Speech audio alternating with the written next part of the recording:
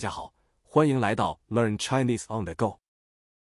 今天我们来聊一聊发表意见，你觉得怎么样？小美，你有没有这种烦恼？烦恼？什么烦恼啊，大明？比如朋友送你礼物，但你不是很喜欢，对吧？对，或者问你我这衣服好看吗？哈哈哈，这太常见了。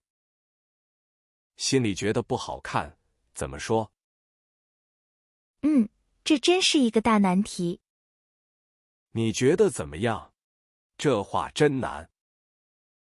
是啊，直接说怕伤人。对，感觉不礼貌，会尴尬。所以我们常常会犹豫很久。特别是关系不那么熟的人。给别人提意见要小心。你一般会怎么回答呢？我会先找优点夸一夸。哦，比如夸颜色不错。对啊，或者说挺特别的。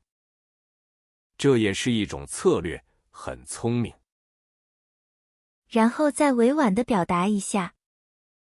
比如，可能不太适合我。差不多是这个意思了。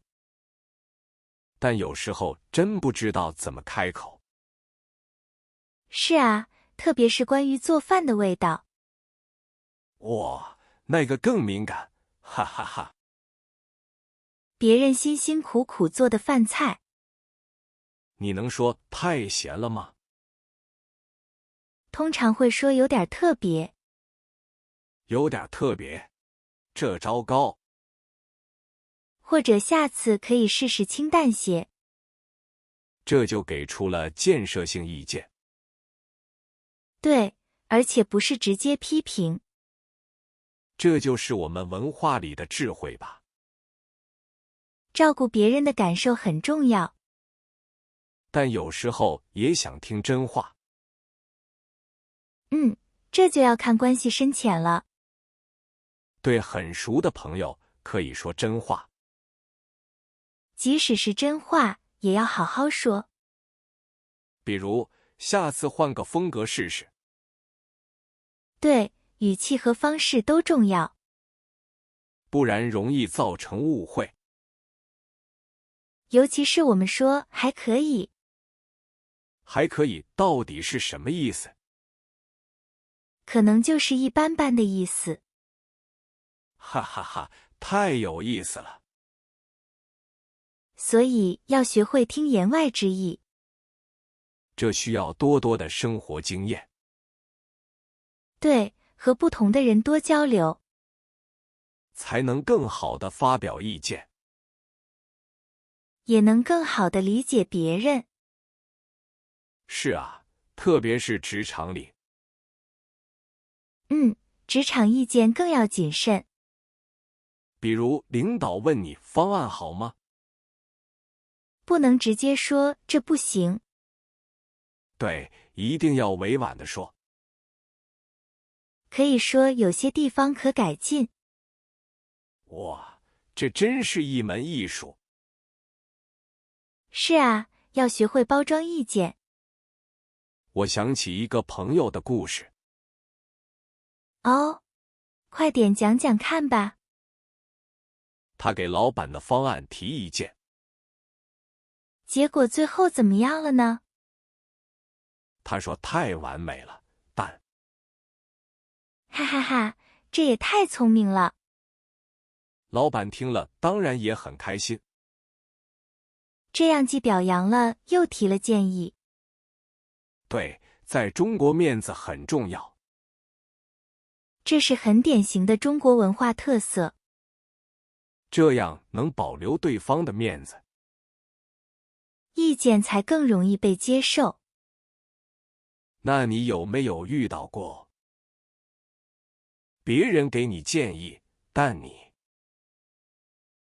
你觉得他说的不对？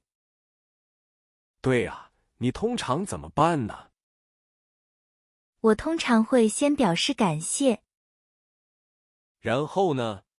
是假装接受吗？不，会说我会再考虑。我会再考虑，就是可能不会。哈哈，差不多是这个意思。哎呀，这种中文表达太难了。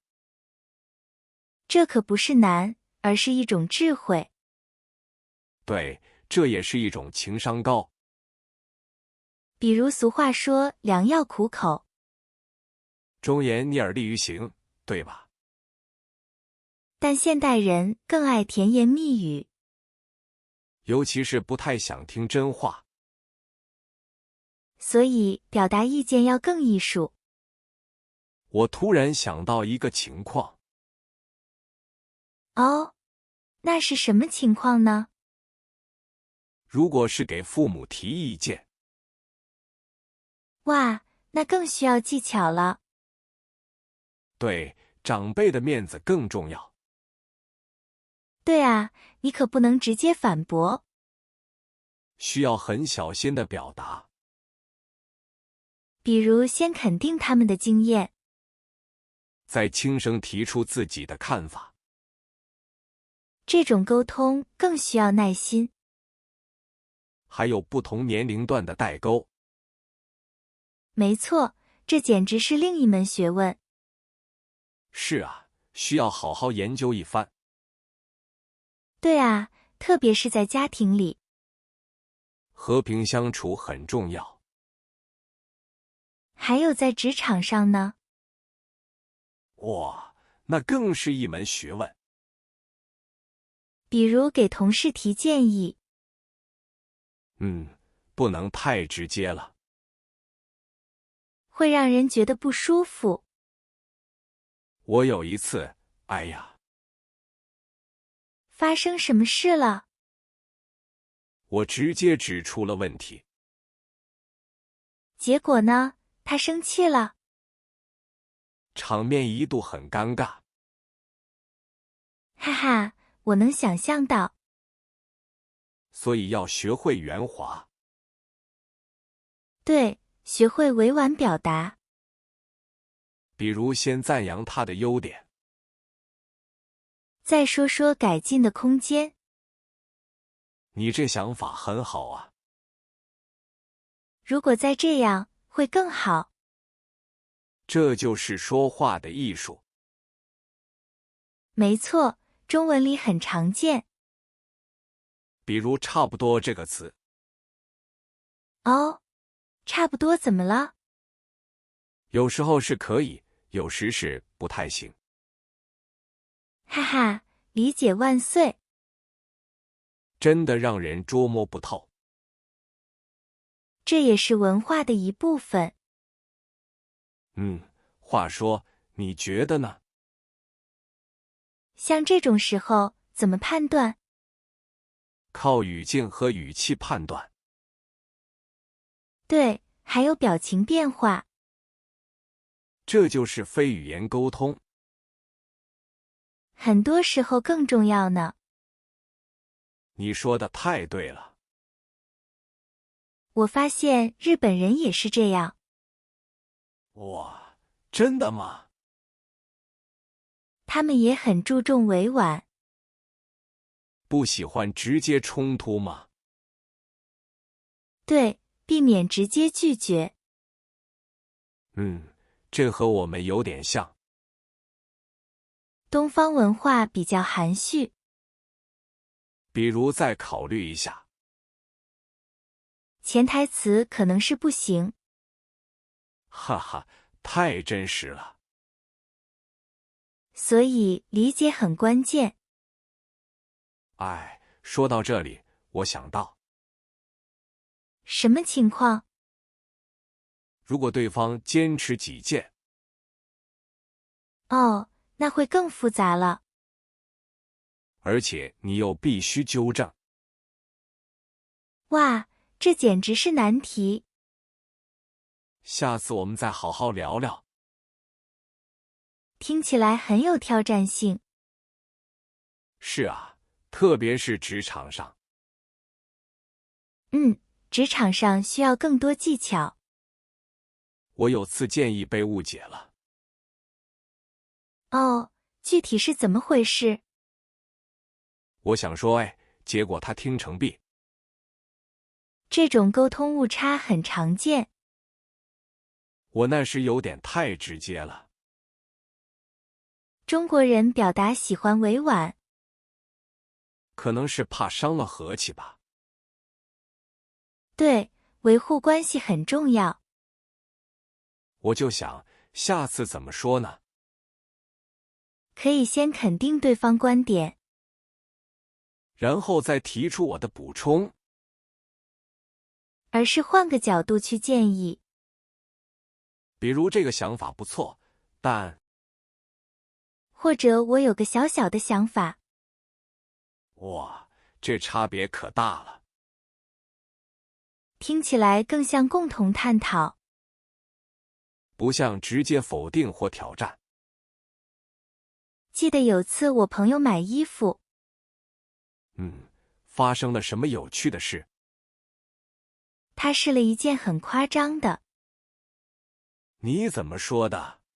很丑吗？我说这件挺有特色，你真敢穿。哈哈，潜台词是别买。他后来还真没买那件。高情商的沟通方式啊。这种技巧你常用吗？偶尔会，但有时也头疼。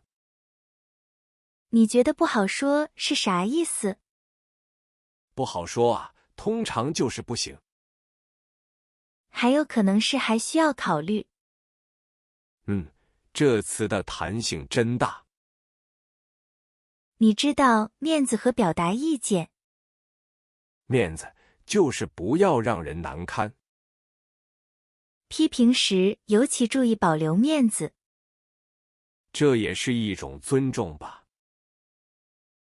对，有时比事实更重要。我发现有些老一辈的人，他们表达更含蓄吗？是的，甚至有点神秘感。比如会说你自己琢磨吧。那简直是最高级的暗示。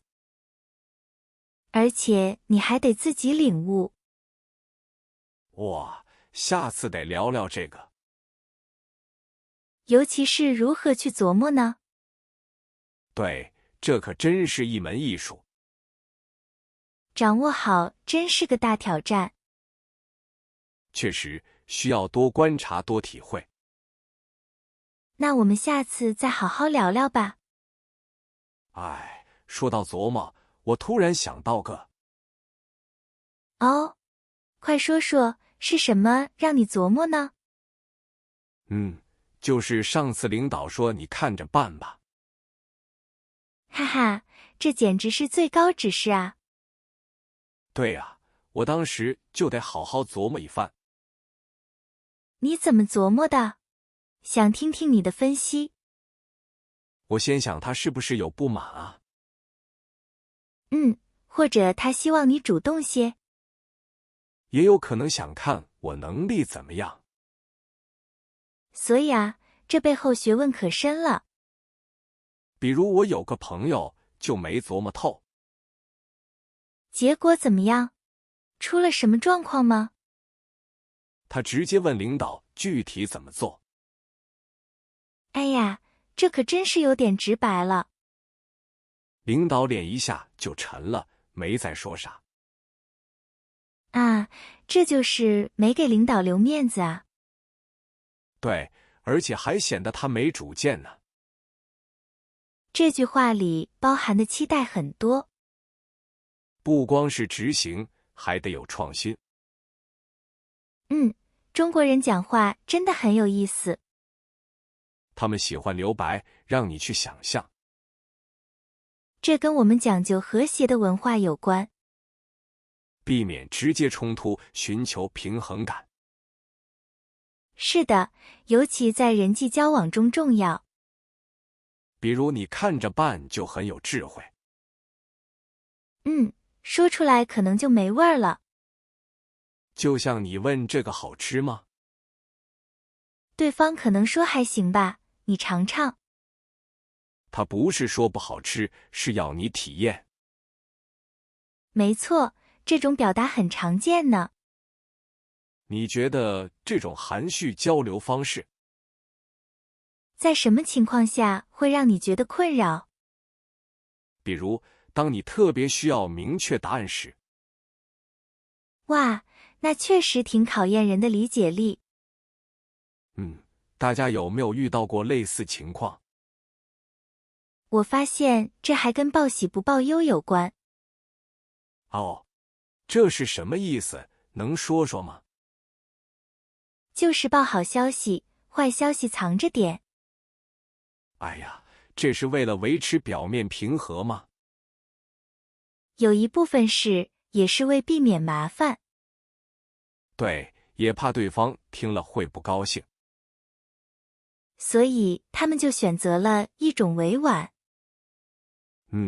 这也是一种避免责任的方式。让你自己去挖掘，自己去承担。没错，所以要学会听话外之音。哎，说到这个，我突然想到个。什么？是不是又有什么秘密？如果对方根本不想告诉你真相呢？哇，那情况就更复杂，更难办了。下次我们必须深入讨论这个话题。是啊，那真的很难处理了。对，你得更小心的观察。还要去猜他的真实想法。这种沟通方式真累人啊。但这也是一种文化习惯。我们外国人要多学习，否则就会有很多误会。很容易错过关键信息。对，尤其是在谈生意时，或者处理重要的事情。听不懂真是太危险了。所以学会倾听很重要。还有那个话外之音，它就是隐藏的真相。我们得努力去发现它。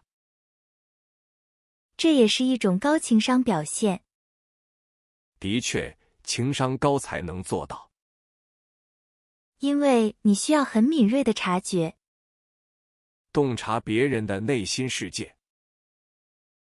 哎，说到这个，我觉得什么？又想到什么了？有时候不说也是一种礼貌。哦，不说怎么是礼貌呢？是怕你的真话伤害别人。这个角度我理解了。比如对方穿了不合适的衣服，你不会直接说不好看。对，可能就说挺特别的。哈哈，这可真是太真实了。或者这种风格很少见。然后对方自己去琢磨。他要是明白就明白了，不明白就可能以为是夸奖。所以中文真的很有趣，处处都是文化和智慧。要想真正融入，真不简单。我发现学会听话外之音太重要了。是啊，这比学很多词语都难。但也让中文变得更有意思。这种沟通方式真有魅力。这次讨论让我很有收获。希望大家也能有所启发。那么，你们在生活中遇到过这种报喜不报忧的情况吗？又是如何巧妙应对的呢？欢迎在评论区分享你的故事。我们会仔细阅读每个留言的。下次我们来聊聊怎样直接地又不失礼貌地提出不同意见。谢谢大家的收听，我们下期再见。